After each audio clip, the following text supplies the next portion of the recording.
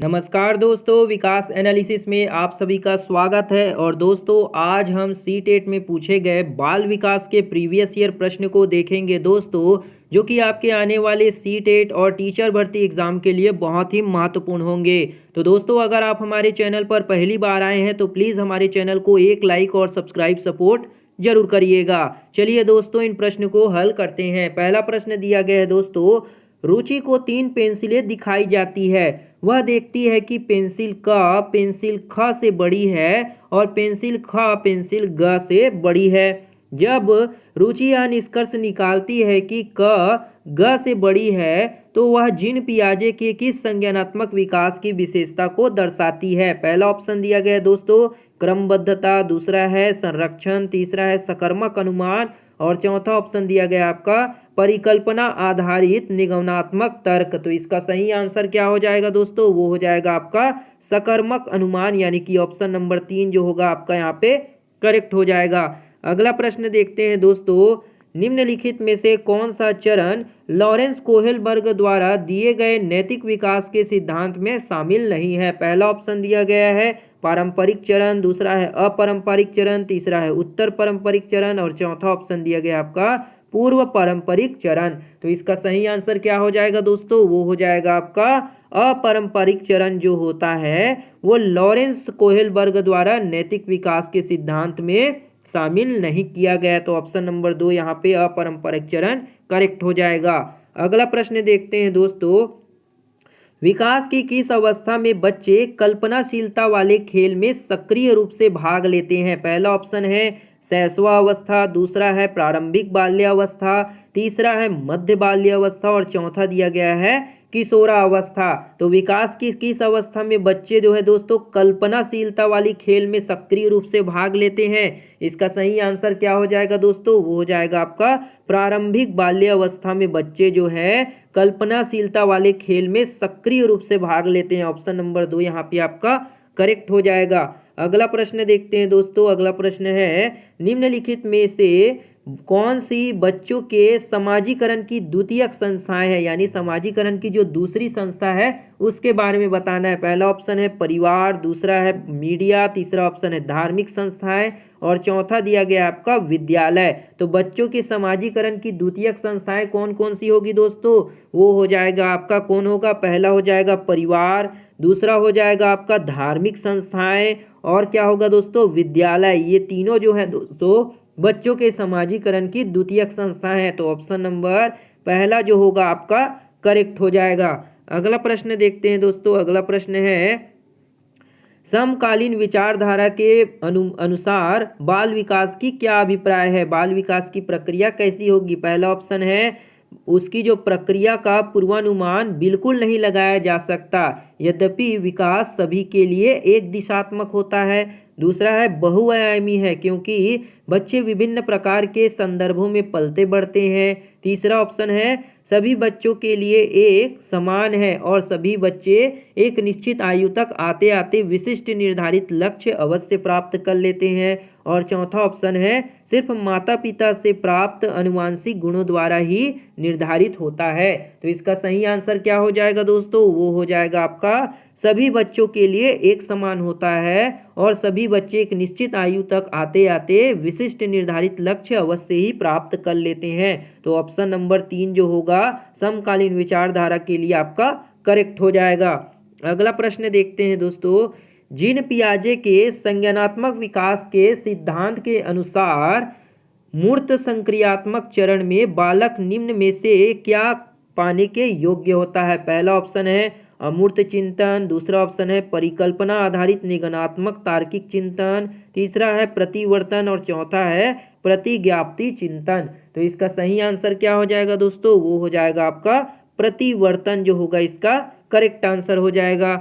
अगला प्रश्न देखते हैं दोस्तों। अगला प्रश्न है, विकास का सिद्धांत बताता है कि गामक कौशलों का विकास शरीर के मध्य से प्रारंभ होकर शरीर के सिरों की ओर बढ़ता है। यह किसके कारण होगा? पहला ऑप्शन है अधोगामी है, दूसरा है विशिष्टता, तीसरा है घुमावदार और चौथा है शीर्षगामी। तो इसका सही आंसर क्या हो जाएगा दोस्तों? विकास का सिद्धांत से तो ये हो जाएगा अधोगामी होता है। क्या होते हैं?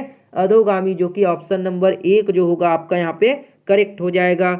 अगला प्रश्न देखते हैं दोस्तों, किसी प्रगतिवादी कक्षा के बारे में एक अध्यापिका का क्या विश्वास होना चाहिए। जो प्रगतिवादी कक्षा है उसके बारे में एक टीचर की क्या विश्वास होनी चाहिए। पहला ऑप्शन है, कक्षा हमेशा कठोर नियंत्रण में रहे और सिर्फ अध्यापक को ही निर्देश देना चाहिए।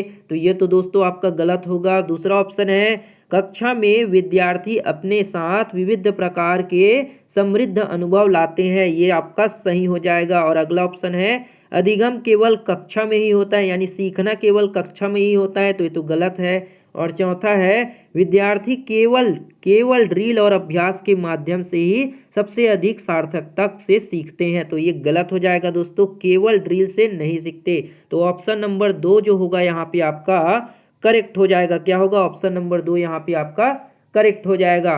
अगला प्रश्न देखते हैं दोस्तों, लेव वाइगोस्की ने अपने सामाजिक संरचनावादी सिद्धांत में निम्न में से किसे विद्यार्थियों में अधिगम को सुसाध्य करने हेतु उपयुक्त बताया है। पहला ऑप्शन है सहकर्मी सहयोगिता, दूसरा है सांस्कृतिक उपकरणों का हस्तक्षेप, तीसरा है रट कर याद करने पर बल, और चौथा है गैर संदर्भित पाठ्यक्रम।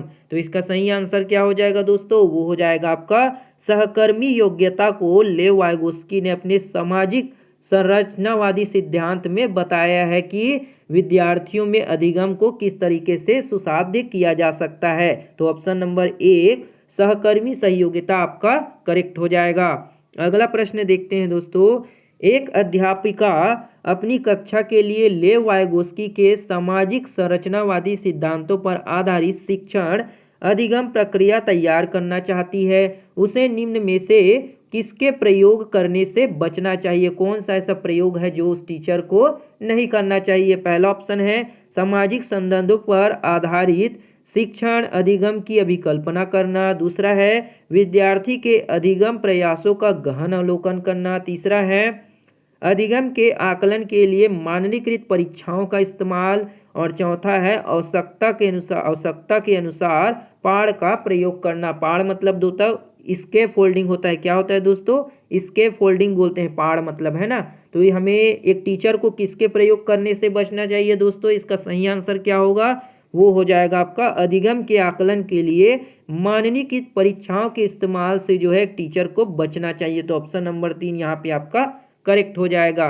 अगला प्रश्न देखते हैं, किस विचारक ने इस बात को नकारा कि बुद्धि एकल इकाई है और कई पृथक स्वतंत्र बुद्धियों का सिद्धांत प्रतिपादित किया गया है? पहला ऑप्शन है जीन पियाजे, दूसरा है हार्वर्ड गार्डनर, तीसरा है लेव वाइगोस्की और चौथा है लॉरेंस कोहेबल। तो इसका सही आंसर क्या हो जाएगा दोस्तों? वो हो जाएगा आपका हार्वर्ड गार्डनर ने कहा था। तो ऑप्शन नंबर 2 जो होगा आपका हार्वर्ड गार्डनर करेक्ट हो जाएगा। अगला प्रश्न देखते हैं दोस्तों, खिलौने के रूप में गुड़िया के मिलने पर रोहन की प्रतिक्रिया थी, मुझे यह खिलौना पसंद नहीं है क्योंकि लड़के गुड़िया से नहीं खेलते। यह किसका उदाहरण है? पहला ऑप्शन है जेंडर रूढ़िवादिता, दूसरा है जेंडर स्थिरता, तीसरा ऑप्शन है जेंडर प्रासंगिकता और चौथा है जेंडर भेदभाव। तो इसका सही आंसर क्या हो जाएगा दोस्तों? वो हो जाएगा आपका जेंडर रूढ़िवादिता के कारण कहा गया कि मुझे खिलौना पसंद नहीं है, मुझे यह खिलौना जो है पसंद नहीं क्योंकि लड़के जो है गुड़िया से नहीं खेलते। तो ऑप्शन नंबर 1 जेंडर रूढ़िवादिता आपका यहाँ पे सही हो जाएगा। अगला प्रश्न देखते हैं, एक शिक्षक 1 महीने की अवधि के अंतराल में विद्यार्थियों को निबंध लिखन के लिए कई ड्राफ्ट लिखने के लिए सहयोग देता है। यदि शिक्षक प्रत्येक विद्यार्थी के सभी ड्राफ्ट को ध्यान में रखता है और उन सभी ड्राफ्ट पर काम करने की प्रतिक्रिया को भी मान्यता देता है, तो इस प्रकार के मूल्यांकन को क्या कहेंगे? पहला ऑप्शन है योगात्मक, दूसरा है रचनात्मक, तीसरा ऑप्शन है कल्पनात्मक और चौथा है मानक संदर्भित। तो उस मूल्यांकन को कौन सा मूल्यांकन कहेंगे दोस्तों? इसका सही आंसर हो जाएगा, उसे हम रचनात्मक मूल्यांकन कहेंगे। ऑप्शन नंबर 2 यहाँ पे आपका करेक्ट हो जाएगा।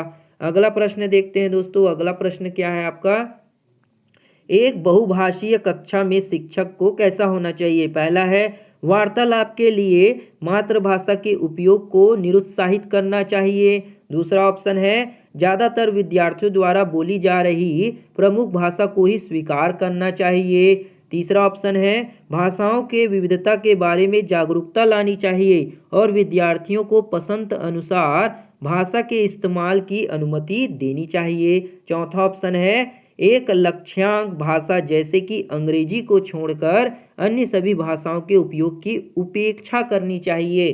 तो इसका सही आंसर क्या होगा दोस्तों? एक बहुभाषिकीय कक्षा में शिक्षक को कैसा होना चाहिए? भाषाओं की विविधता के बारे में जागरूकता लानी चाहिए और विद्यार्थियों के पसंद अनुसार भाषा के इस्तेमाल की अनुमति देनी चाहिए। तो ऑप्शन नंबर 3 यहाँ पे आपका करेक्ट हो जाएगा। अगला प्रश्न देखते हैं, राष्ट्रीय शिक्षा नीति 2020 के अनुसार शिक्षा को कैसा होना चाहिए? पहला ऑप्शन है केवल पूर्व निर्धारित विषय वस्तु पर केंद्रित होना चाहिए। दूसरा ऑप्शन है समस्या समाधान पर केंद्रित होना चाहिए। तीसरा ऑप्शन दिया गया आपका अधिगमकर्ताओं में समालोचनात्मक चिंतन का विकास करना चाहिए और चौथा है अन्वेषण निर्धारित और खोज आधारित होना चाहिए। तो इसका सही आंसर क्या होगा दोस्तों? जो राष्ट्रीय शिक्षा नीति है एनईपी 2020 के अनुसार शिक्षा को कैसा होना चाहिए? तो इसका पहला ऑप्शन जो होगा दोस्तों केवल पूर्व निर्धारित विषय वस्तु पर केंद्रित होना चाहिए। और दूसरा ऑप्शन क्या है दोस्तों? तो यहाँ पे इसका सही आंसर क्या होगा? ये तो हो जाएगा आपका, और कौन सा होगा दोस्तों? अधिगमकर्ताओं में समालोचनात्मक चिंतन का विकास करना चाहिए। और चौथा भी आपका सही होगा दोस्तों अन्वेषण निर्धारित और खोज आधारित होना चाहिए। तो ये भी आपका करेक्ट हो जाएगा, यानी कि 1, 3 और 4 जो होगा आपका सही हो जाएगा, जो कि आपके ऑप्शन नंबर 2 में आपका दिया गया। तो ऑप्शन 2 यहाँ पे आपका करेक्ट हो जाएगा। अगला प्रश्न देखते हैं दोस्तों, पाठ्यक्रम को जल्दी पूरा करने के लिए एक शिक्षिका हमेशा अपनी पसंद के ही कुछ बच्चों से उत्तर पूछ लेती है। शिक्षिका द्वारा किया गया यह कार्य क्या कहलाता है? क्या कहलाएगा? पहला ऑप्शन है यह दर्शाता है कि शिक्षिका में अपनी कक्षा के श्रेष्ठ बच्चों को पहचानने का अच्छा कौशल है। दूसरा है पाठ्यक्रम को पूरा करने हेतु न्यायोचित है। तीसरा है सभी विद्यार्थियों के समान अवसरों को सुनिश्चित करने में प्रभावशाली होगा। चौथा ऑप्शन है विद्यार्थियों को समान अवसर की उपलब्धता से वंचित करता है। तो इसका सही आंसर क्या होगा दोस्तों? वो हो जाएगा आपका सभी विद्यार्थियों को समान अवसर की उपलब्धता से क्या करेगा? वंचित कर देगा। तो ऑप्शन नंबर 4 यहाँ पे आपका करेक्ट हो जाएगा। अगला प्रश्न देखते हैं, गुणज वैफल्य से जूझते छात्र के समावेशन हेतु निम्न में से क्या महत्वपूर्ण है? पहला ऑप्शन है कार्य पूर्ण करने के लिए सख्त समय बाध्यता निश्चित करना। दूसरा ऑप्शन है विद्यार्थी को दृश्य आधारित परिकलन यानी कि कैलकुलेटर और गणित संबंधी प्रयोज्यता उपलब्ध करवाना। तीसरा ऑप्शन दिया गया आपका पाठ्यांश में मौजूद प्रसंगोचित जानकारी को निष्प्रभा ढकने करने के लिए अतिरिक्त विषय वस्तु जोड़ देना। और चौथा ऑप्शन दिया गया है विद्यार्थी के अधिगम के आकलन के लिए सिर्फ मानकीकृत तरीके का इस्तेमाल करना। तो गुणज वैफल्य को दोस्तों छात्रों से हटाने के लिए क्या करना चाहिए दोस्तों? इसका सही आंसर क्या हो जाएगा? विद्यार्थियों को दृश्य आधारित परिकलन यानी कि कैलकुलेटर और गणित संबंधित प्रयोज्यता उपलब्ध करानी चाहिए। गुणज वैफल्य यानी कि जो है मैथ्स में जिनको प्रॉब्लम हो रही, तो ऑप्शन नंबर 2 जो होगा आपका करेक्ट हो जाएगा। अगला प्रश्न देखते हैं दोस्तों, कोविड-19 महामारी के दौरान तनाव ने विद्यार्थियों के प्रदर्शन को नकारात्मक रूप से प्रभावित किया है। यह निम्नलिखित में से किस प्रकार के संबंध को स्पष्ट करता है? पहला ऑप्शन है प्रतियोगिता और संज्ञान। दूसरा है संज्ञान और संवेग। तीसरा है अनुवांशिकता और निष्पादन। चौथा है अनुवांशिकता और वातावरण। तो इसका सही आंसर क्या हो जाएगा दोस्तों? वो हो जाएगा आपका संज्ञान और संवेग को प्रभावित करता है। तो ऑप्शन नंबर 2 आपका यहाँ पे करेक्ट हो जाएगा। अगला प्रश्न देखते हैं, कथन दिया है दोस्तों, भाषा शिक्षण के दौरान एक अध्यापिका को लिखित सामग्री के साथ साथ श्रवण पुस्तकें भी उपलब्ध करानी चाहिए। तर्क दिया गया है प्रस्तुतिकरण के विविध विकल्प विभिन्न अधिगमकर्ताओं को जरूरतों को पूरा कर पाते हैं, जैसे कि पठन विकारों से विद्यार्थी सही विकल्प का चुनाव कीजिए। पहला दिया गया है दोस्तों, ए और आर दोनों सही है और आर ए की सही व्याख्या करता है। दूसरा, दोनों सही है और आर जो है सही व्याख्या नहीं करता, ए की। तीसरा है ए सही लेकिन आर गलत। और चौथा है दोनों ही गलत। तो इसका सही आंसर क्या हो जाएगा दोस्तों? वो हो जाएगा आपका ए और आर जो है दोनों सही दिए गए हैं ना, और आर जो है ए की सही व्याख्या करता है, सही स्पष्टीकरण है। तो ऑप्शन नंबर 1 जो होगा आपका करेक्ट हो जाएगा। अगला प्रश्न देखते हैं दोस्तों। अगला प्रश्न दिया गया है आपका, एक सृजनात्मक बालक में निम्न में से कौन से गुण मौजूद होंगे? यानी कि जो एक सृजनात्मक बालक है उनमें कौन से गुण जो है होंगे? पहला ऑप्शन है अपसारी चिंतन, दूसरा है अभिसारी चिंतन, तीसरा है अमूर्त चिंतन की योग्यता और चौथा है नवीन महत्वपूर्ण उत्पादों की योग्यता।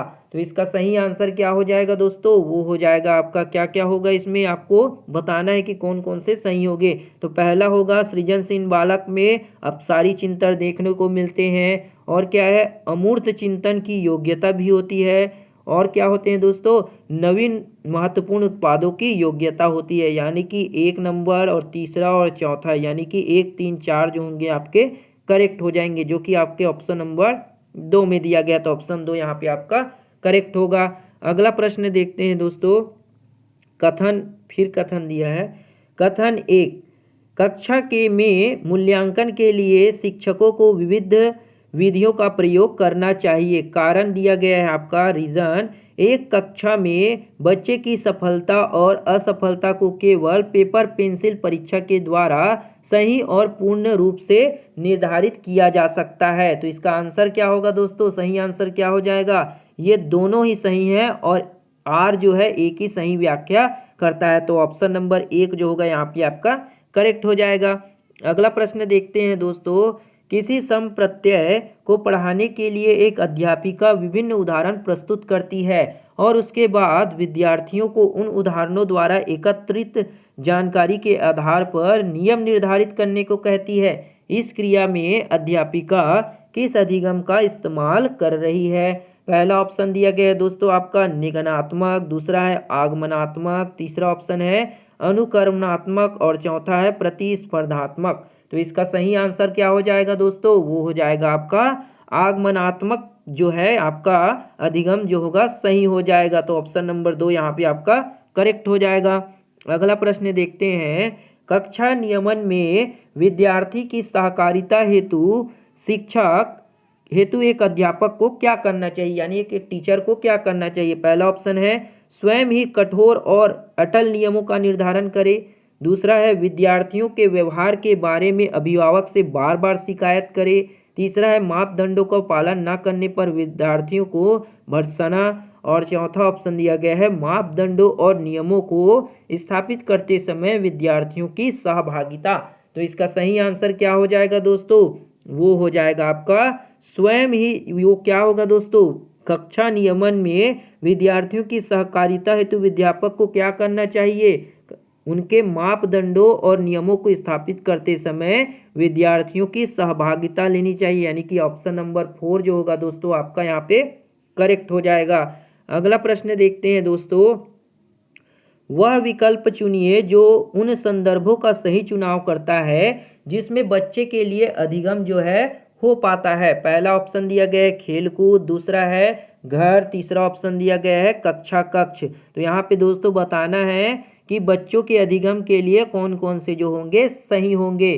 तो यहाँ पे कौन कौन से होंगे दोस्तों? वो हो जाएंगे आपके तीनों जो है जरूरी है। तो ऑप्शन नंबर जो है दोस्तों 1 2 3 आपके दूसरे ऑप्शन जो होंगे दूसरा नंबर का आपका करेक्ट हो जाएगा। अगला प्रश्न देखते हैं। निम्नलिखित में से कौन सी तकनीक छात्रों में समस्या समाधान कौशल के विकास हेतु प्रभावशाली नहीं है? समस्या समाधान के लिए जो प्रभावशाली नहीं है उसे बताना है। पहला ऑप्शन है मुद्दों पर चर्चा को सुसाध्य करना और छात्रों को चर्चा में भाग लेने के लिए प्रोत्साहित करना, दूसरा ऑप्शन है समस्या को हल करने के लिए छात्रों को विचार एवं मंथन विभिन्न उत्पन्न करने के लिए प्रोत्साहित करना, तीसरा ऑप्शन है समस्या का समाधान खोजने के लिए छात्रों को विविध प्रकार की शिक्षण सामग्री प्रदान करना, और चौथा है हर समस्या के लिए एक जैसी पूर्व निर्धारित चरण दर चरण प्रक्रिया का इस्तेमाल करने पर बल देना। तो इसका सही आंसर क्या हो जाएगा दोस्तों, वो हो जाएगा आपका हर समस्या के लिए एक जैसी ही पूर्व निर्धारित चरण दर चरण प्रक्रिया के इस्तेमाल करने पर बल देना, इससे हमें बचना चाहिए। तो ऑप्शन नंबर 4 जो होगा आपका करेक्ट हो जाएगा। अगला प्रश्न देखते हैं दोस्तों, निम्न में से कौन सा एक संरचनावादी कक्षा का अभिलक्षण है। जो संरचनावादी कक्षा है उसका कौन सा लक्षण है उसे हमें बताना है। पहला ऑप्शन है कक्षा में बच्चों को प्रश्न पूछने के लिए प्रोत्साहित नहीं किया जाता है। दूसरा है कक्ष में बच्चों के पिछले अनुभव का उपयोग नए ज्ञान की रचना के लिए किया जाता है। तीसरा ऑप्शन है अधिगम प्रक्रिया में अधिगमकर्ता निष्क्रिय होते हैं। और चौथा है पाठ्य पुस्तक को यंत्रवत याद करने पर अत्यधिक महत्व दिया जाता है। तो इसका सही आंसर क्या हो जाएगा दोस्तों, वो हो जाएगा आपका कक्ष में बच्चों के पिछले अनुभव का उपयोग कर नए ज्ञान की रचना के लिए किया जाता है। तो ऑप्शन नंबर 2 यहाँ पे आपका करेक्ट हो जाएगा। अगला प्रश्न देखते हैं, निम्न में से कौन सी विचारधारा बच्चों के अधिगम के में अवरोधक है, यानी कि बच्चों के सीखने में कौन जो है बाधा डालती है। पहला ऑप्शन है त्रुटियां अधिगम की प्रक्रिया का ही एक हिस्सा है। दूसरा है अधिगमकर्ताओं को डांट के भय के बिना त्रुटि करने के लिए मौका मिलना चाहिए। तीसरा ऑप्शन है त्रुटियां अधिगमकर्ताओं की संकल्पनात्मक समझ में अंतरालों की जानकारी देती है। और चौथा है अधिगमकर्ताओं के लिए त्रुटि करना एक लज्जाजनक कार्य है। तो इसका सही आंसर क्या हो जाएगा दोस्तों, वो हो जाएगा आपका अधिगमकर्ताओं के लिए त्रुटियों यानी कि त्रुटियां करना एक लज्जाजनक कार्य है। तो ऑप्शन नंबर 4 जो होगा यहाँ पे आपका करेक्ट हो जाएगा। अगला प्रश्न देखते हैं, निम्न में से कौन सा बाह्य अभिप्रेरणा का एक उदाहरण है, यानी कि बाह्य अभिप्रेरणा है उसका हमें उदाहरण बताना है। पहला ऑप्शन है अपने अधिगम को दृढ़ करने के लिए शोध करते समय अरमान विभिन्न स्रोतों की सहायता लेता है। दूसरा ऑप्शन दिया गया है नगद इनाम पाने हेतु रियान एक परियोजना के लिए विभिन्न स्रोतों से खोज करता है। तीसरा ऑप्शन है सितारा अपने स्वसंतोष के लिए अपने से बड़ों से नियमित तौर पर प्रतिपुष्टि लेती है। और चौथा है अपनी व्यक्तिगत अभिरुचि एवं अपनी योग्यता होगी दोस्तों यहाँ पे। तो यहाँ पे क्या हो जाएगा दोस्तों, बाह्य अभिप्रेरणा के लिए जो होगा वो सही आंसर क्या होगा, नगद इनाम पाने हेतु रियान एक परियोजना के लिए विभिन्न स्रोतों से खोज करता है। यही जो होगा दोस्तों बाह्य मोटिवेशन का आंसर होगा, यानी कि ऑप्शन नंबर 2 यहाँ पे आपका करेक्ट हो जाएगा। अगला प्रश्न देखते हैं दोस्तों। अगला प्रश्न है एक दृष्टिबाधिता वाले विद्यार्थी के लिए निम्न में से कौन सी सामग्री लाभदायक नहीं होगी। पहला ऑप्शन है स्पर्शिक ग्लोब। दूसरा ऑप्शन है छोटे अक्षरों वाली पुस्तकें। तीसरा है ब्रेल लिपि वाली पुस्तकें। और चौथा है दृश्यपट पठन सॉफ्टवेयर। तो दृष्टिबाधित विद्यार्थियों के लिए दोस्तों कौन सा है जो लाभदायक नहीं होगा, तो वो हो जाएगा दोस्तों दृश्यपट, यानी कि जो दिखाई देगा, क्योंकि वो दृष्टिबाधित बच्चा है तो वो दृश्य पटल को कैसे देख सकता है। तो ऑप्शन नंबर 4 यहाँ पे आपका करेक्ट हो जाएगा। अगला प्रश्न देखते हैं, अधिगम अधिक सार्थक और प्रभावशाली होता है अगर वह मुख्यतः खाली स्थान हो। पहला ऑप्शन है स्वनिर्देशित हो। दूसरा है सहपाठियों द्वारा निर्देशित हो। तीसरा है पाठ्य पुस्तक केंद्रित हो। और चौथा है शिक्षक केंद्रित हो। तो अधिगम सार्थक और प्रभावशाली कब होगा दोस्तों, इसका करेक्ट आंसर क्या हो जाएगा, जब वो शिक्षक के द्वारा निर्देशित हो। तो ऑप्शन नंबर 4 यहाँ पे आपका करेक्ट हो जाएगा। तो ये थी दोस्तों आपकी बाल विकास के महत्वपूर्ण प्रश्न जो कि आपके प्रीवियस ईयर सी-टेट में पूछे जा चुके हैं और आपके आने वाले सी-टेट एग्जाम के लिए दोस्तों बहुत ही महत्वपूर्ण होंगे, आपके शिक्षक भर्ती के लिए बहुत ही महत्वपूर्ण होंगे। तो दोस्तों अगर आपको ये वीडियो बढ़िया लगा हो तो एक लाइक जरूर करिएगा, शेयर सपोर्ट और सब्सक्राइब भी जरूर करिएगा। मिलते हैं दोस्तों अगली वीडियो में, तब तक के लिए जय हिंद, वंदे मातरम।